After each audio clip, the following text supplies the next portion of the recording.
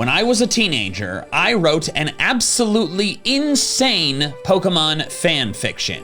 And in this video, I'm gonna summarize it to you. I should say up front, I know the connotations that go along with the term fan fiction, so I want to assure you, there's nothing spicy about this story at all.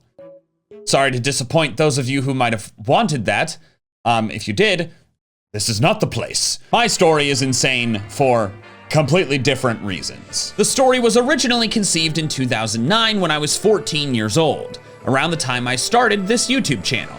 Thus, I was only just getting into making videos, but I'd been writing stories for years. So at this point, I thought, hey, I'm going to write a story about my favorite franchise. The videos came later. I wrote some of the story around that time, fell off of it, then came back a couple years later and started over mostly from scratch. That second version is better, but it's not good. This means there are two versions of the story, neither of which are finished. The first one I barely got started, but the second one, I made it about 2/3 of the way through the plot.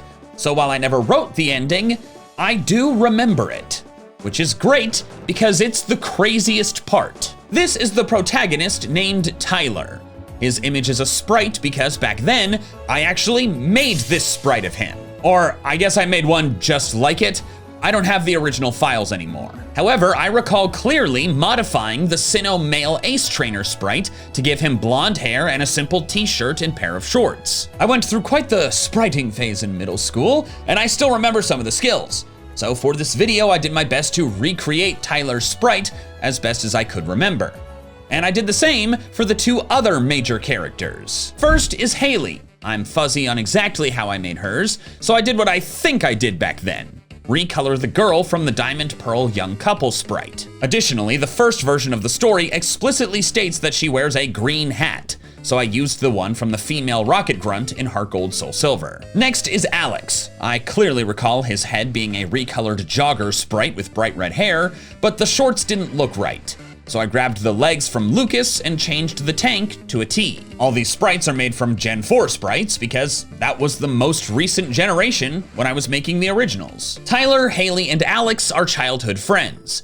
Before the events of the story, the trio set out on their Hoenn journey together. Of course, it's gotta be Hoenn. It's my home region. Traveling to Littleroot from their hometown of Dewford to get their first Pokemon. Tyler picked Trico, because of course he did, it's my favorite. Haley picked Torchic, and Alex picked Mudkip. In the original version of the story, the inciting incident occurs during their Hoenn journey. Their goals are anime clones. Tyler is collecting badges like Ash, Haley is competing in contests like May or Dawn, and Alex doesn't appear to be doing anything other than serving as comic relief.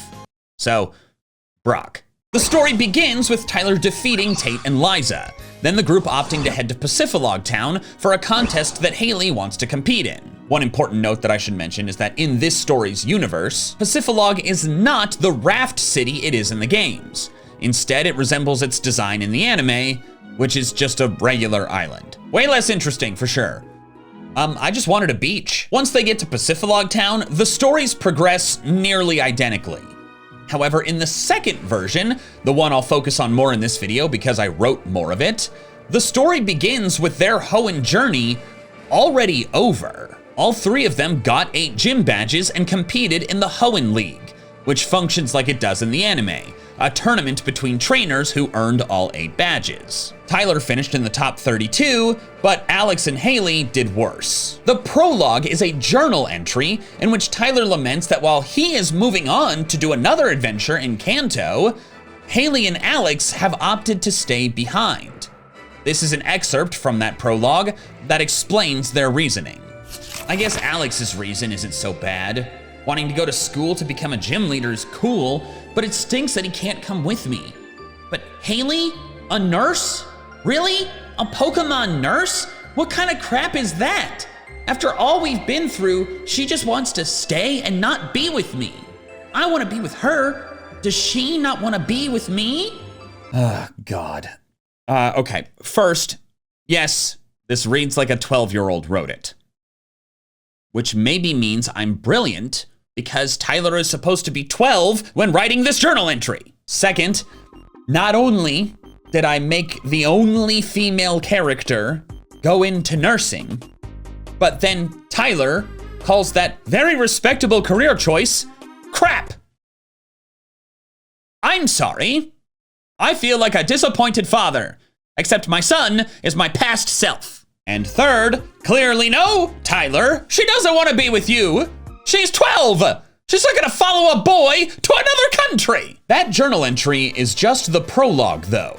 Chapter 1 picks up 4 years later when Tyler is 16. After the 2 years in Hoenn, Tyler spent 2 years traveling Kanto, but then as he got older and better, he cleared Johto in only 1, then Unova in only 1, and in fact has just won the Unova tournament. I made this change in the revision because I realized that the story made a lot more sense if Tyler was a proven talented and experienced trainer, as opposed to one that doesn't even have 8 badges.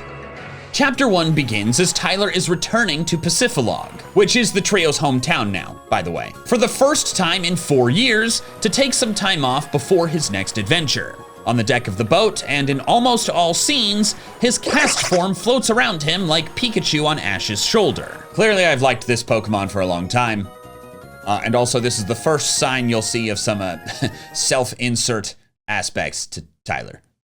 Tyler is greeted by a crowd celebrating his win and reunites with Haley and Alex. Haley and Alex quickly demonstrate their one-dimensional personalities. Haley is rather violent, punching her companions whenever they say something stupid, and Alex is extremely forgetful and complains a lot.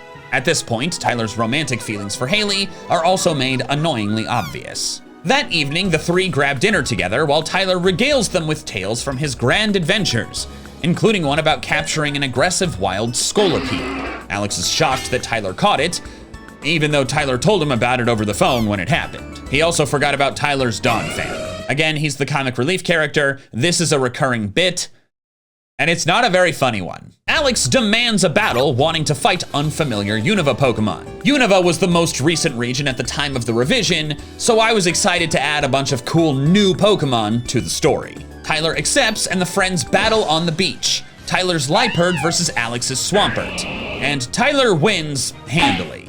This battle, and all the other ones in the story, are written very anime. Swampert, use Earthquake! Swampert roared and lifted up its front legs. Suddenly, it slammed them down into the sand, sending out a visible shockwave through the sand. Yes, I did end both parts of that sentence with sand. Should have proofread better. I remained calm.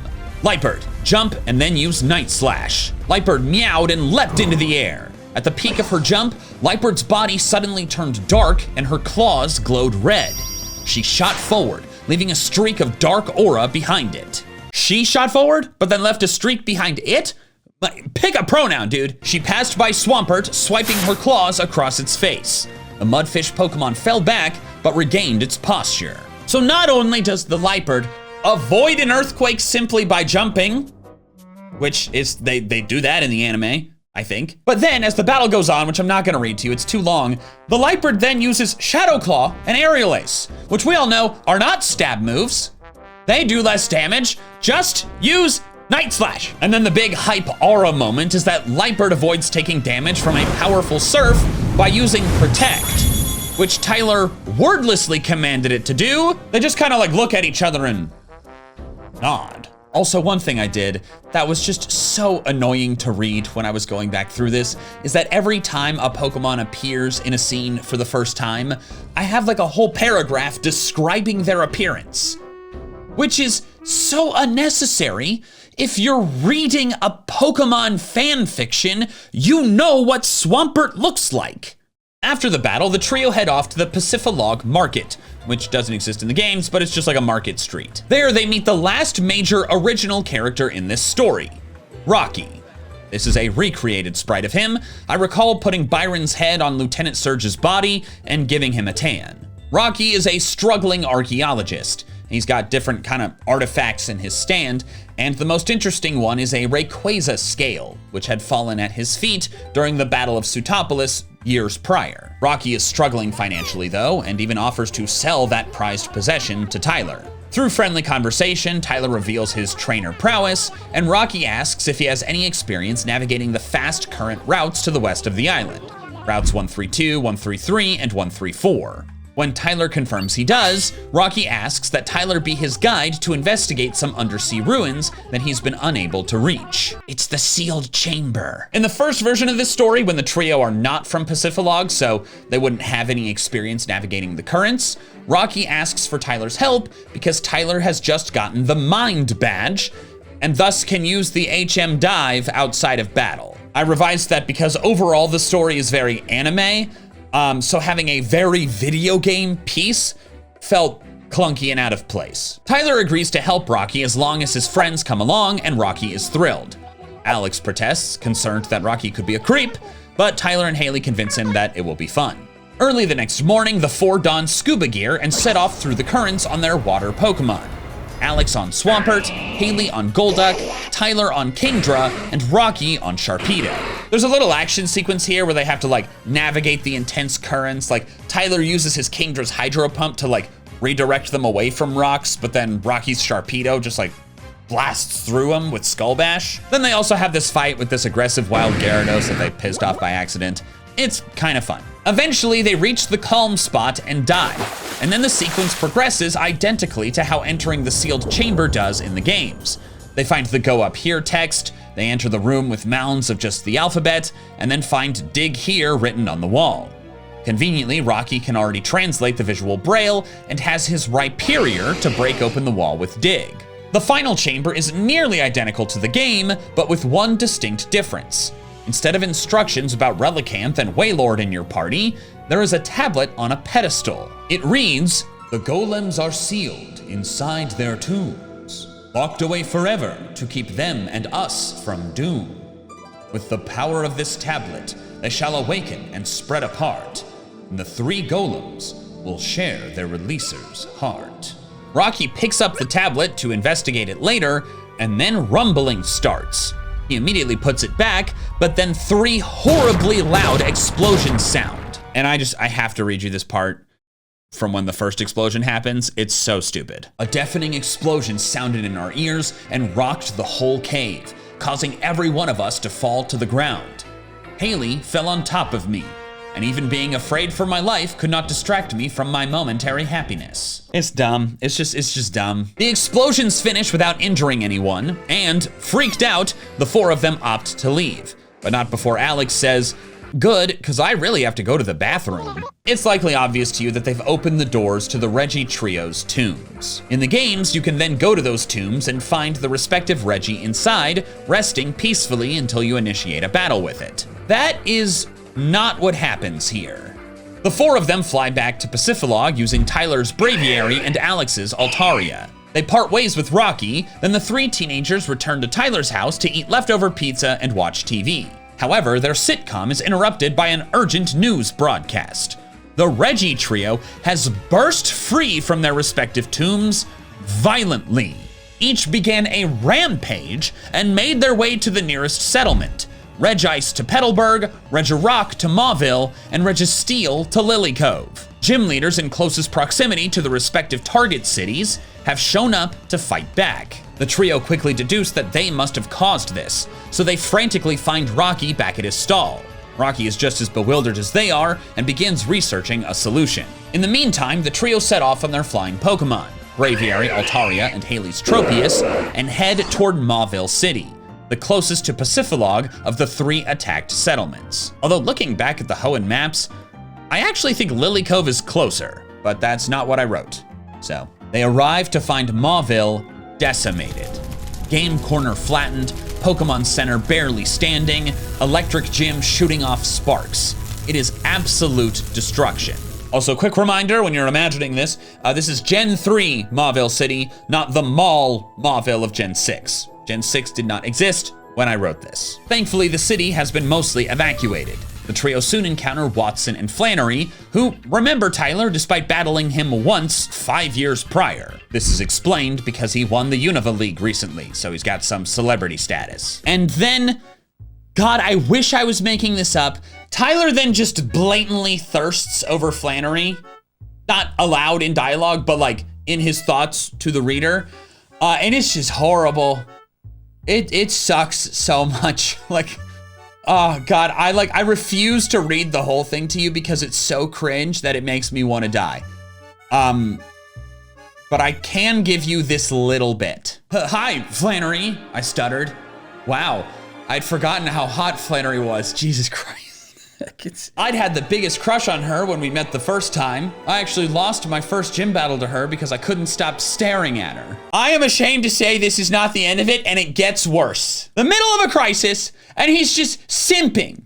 When the love interest is right there. I think at some point, he's like, Haley's the hottest girl ever, but Flannery's a close second. It's like, well, you're ranking? Oh my God, it sucks. We must move on. We have to move on if I'm gonna make it through filming this video. This script took me a full week to write because I would just like hit a cringe wall and have to do something else.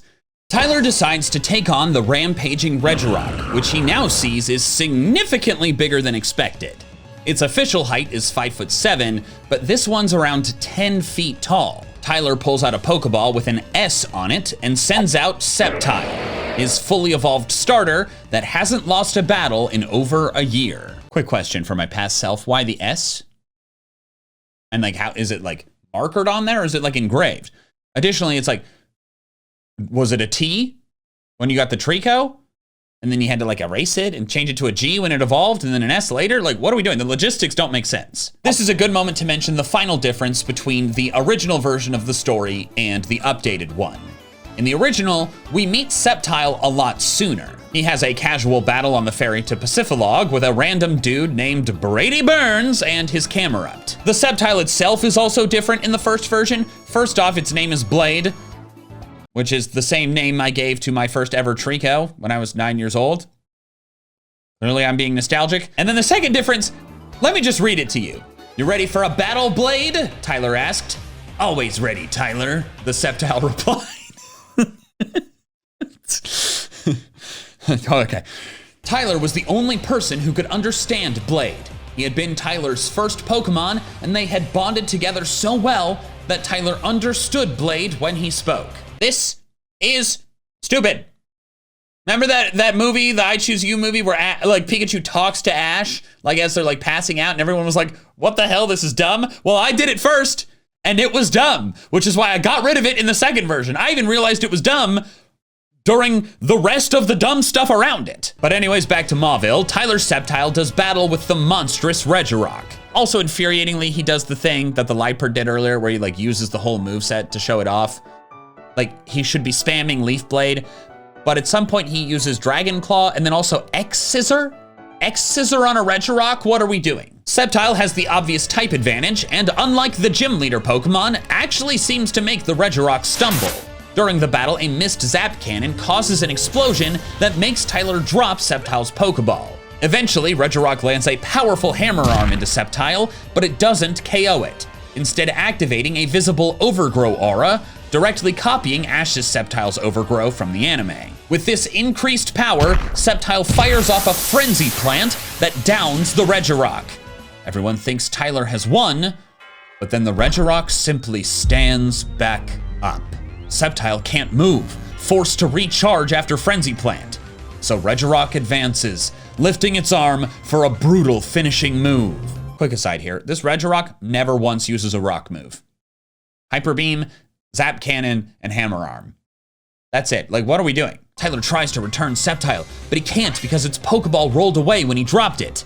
In a panic, Tyler does that dumb Ash thing where he throws himself in the way of an attack, so now they're both gonna get killed. But right before the finishing blow, a Hydro Pump slams into the Regirock. Tyler looks over to find Champion Wallace and his Milotic. He offers Tyler a potion for Sceptile, then instructs them to flee and meet him in Verdanturf to discuss a mission to end this crisis. Tyler, Haley, and Alex hop atop Tyler's Arcanine and run off to a barricaded Verdanturf. There, they heal their Pokemon, and Wallace meets them soon after. Wallace explains that earlier in the day, he met with the Elite Four, plus former champion Steven, to discuss and formulate a plan to stop this crisis. That plan is that someone needed to reach Regigigas in Snowpoint Temple. Due to Tyler's prowess and the League's need to stay in Hoenn to manage the crisis, Wallace requests that Tyler head to Sinnoh to find Regigigas for help. Now, you might be wondering, why not just ask Cynthia to do this? or some other powerful trainer that's already in Sinnoh? Well, Alex actually has the same question in the scene, and I explain it away with this. It says in the legend that Regigigas will only waken, I don't think that's grammatically correct, for someone who is worthy and truly needs his assistance. Wallace answered. Someone in the Sinnoh region would likely have concern for this problem, but not nearly as much concern as a person from Hoenn, since it isn't their home that's being destroyed. That's why we must send someone from Hoenn. We need to send someone with strong Pokemon, a lot of traveling experience, and a virtuous heart. All right, sure. Tyler then expresses confusion as to how this is even practical. Sinnoh is a 3-week boat ride away, and there aren't any planes, apparently. Which, I mean, I guess it makes some amount of sense. We don't really ever see any airports in Hoenn or Sinnoh. Wallace explains that Lynette and BB, the PC technicians in Hoenn and Sinnoh respectively, have been working on a teleportation device based on the method for storing Pokeballs in the PC. So they're gonna use that to send Tyler to Sinnoh. After some reluctance, Tyler agrees. So once again, the trio take to the sky and fly to Lynette's house near Meteor Falls. Lynette sets up the device, which in my head looks like the device that Bill has in his house where he fused himself with a Pokemon. But as she's setting it up, she admits 2 terrible things. First, the machine's gonna need weeks to recharge after sending Tyler to Sinnoh, which means he's gonna have to find some other way back. And secondly, they've used it successfully to transport inanimate objects, but they've never sent anything alive. Which means that this could just kill him. Despite the risks, Tyler and his friends exchange tearful goodbyes, and he enters the teleporter. It is an extremely painful process, but he opens his eyes to BB in Hearthome City, then passes out from the toll it took on his body. He awakens hours later, horrified that he'd slept so long, and immediately rushes to fly north. However, the severe blizzard on the way to Snow Point forces him to land his Braviary on Route 216 and trek through the storm on foot in the middle of the night. He progresses with Arcanine for some time, using its flamethrower to clear a path, but eventually it grows exhausted and Tyler returns it to its ball. Tyler is not in proper winter gear.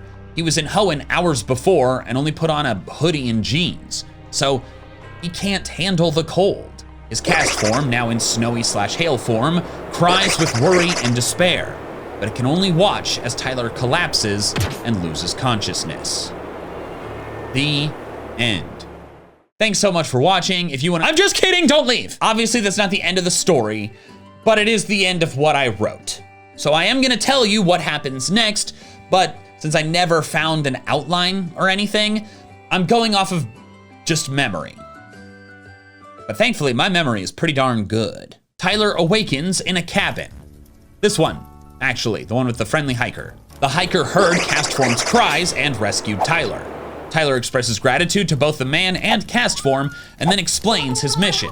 So the hiker offers Tyler proper winter gear. I feel like there was more to this scene that happens in it, but I can't remember it. Maybe I just wanted the previous chapter to end in a cliffhanger. Better equipped, Tyler can now finish the trek to Snow Point. He's allowed into the temple immediately, Wallace had already been in touch, and descends through the floors. I think I might have intended for there to be some fun action in here, like fighting wild Pokemon, like the Gyarados from earlier, but who knows. At the end, Tyler finds the statue of Regigigas, which awakens upon his arrival. Tyler begs for help, but Regigigas wordlessly demands Tyler prove himself. There is a Pokemon battle, probably Sceptile versus Regigigas, but I'm not sure, and after a bit, Regigigas is satisfied. Now this next part is one that I just simply don't understand. Remember how I was talking about how Tyler did not have a way to get back to Hoenn quickly? What happens is that Regigigas simply grabs Tyler and then kind of launches into the sky.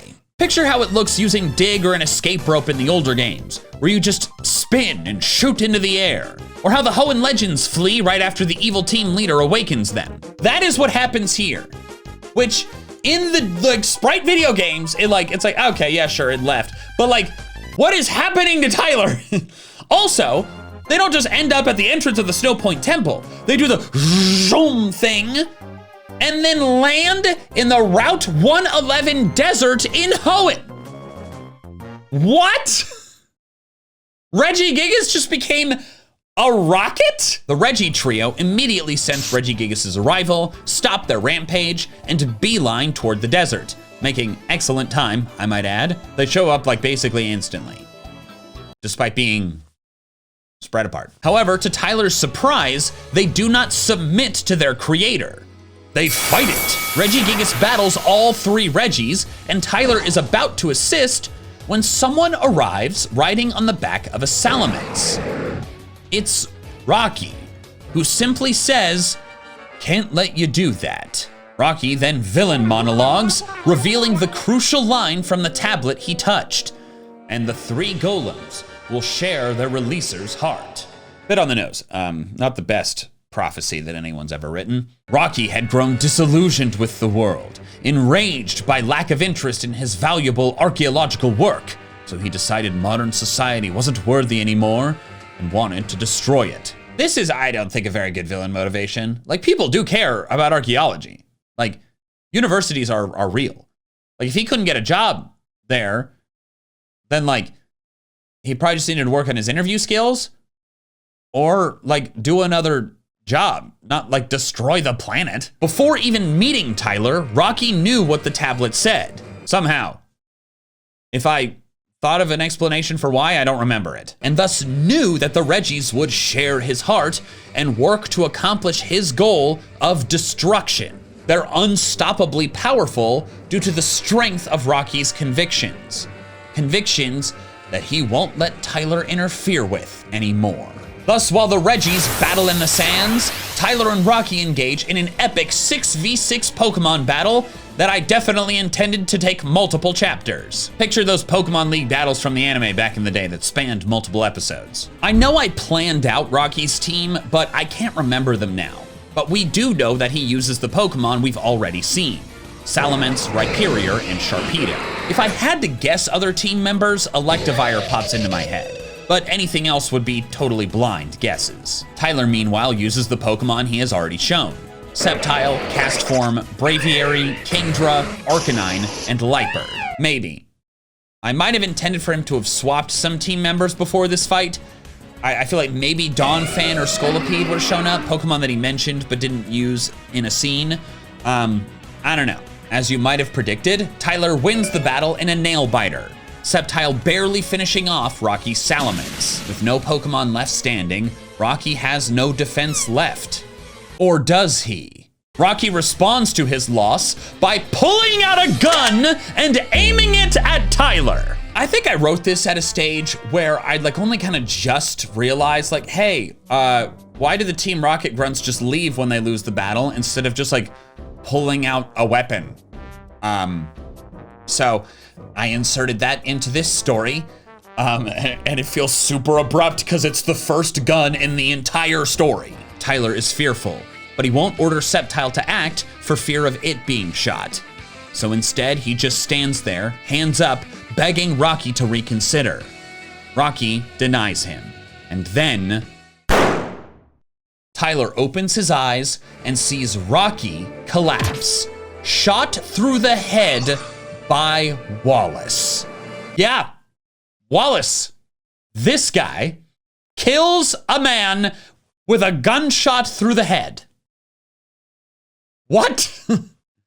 What? Since the Reggie trio shared a heart with Rocky, a heart that's no longer beating, they immediately stop fighting and retreat to their tombs. Regigigas offers acknowledgement to Tyler, then does its weird sky teleport thing and leaves. So this means that Tyler didn't even really save the day? Like, yeah, he brought Regigigas to Hoenn successfully, but Regigigas couldn't stop the Reggie trio. Like, I guess he lured Rocky out, who revealed his evil plan, but like, the one who saved the world was gunslinging Wallace. The story cuts to later, where Tyler reunites with Haley and Alex, and of course, Haley kisses him. There is a lovely happy ending, generally. Petalburg, Mauville, and Lilycove were like totally leveled. Thank you for listening to my ridiculous fan fiction. If you want to read the whole thing, no. There are sentences in there that are too bad and cringe for me to stomach including in this video, so I don't want you reading them at all. Okay, what you got was already a lot for me.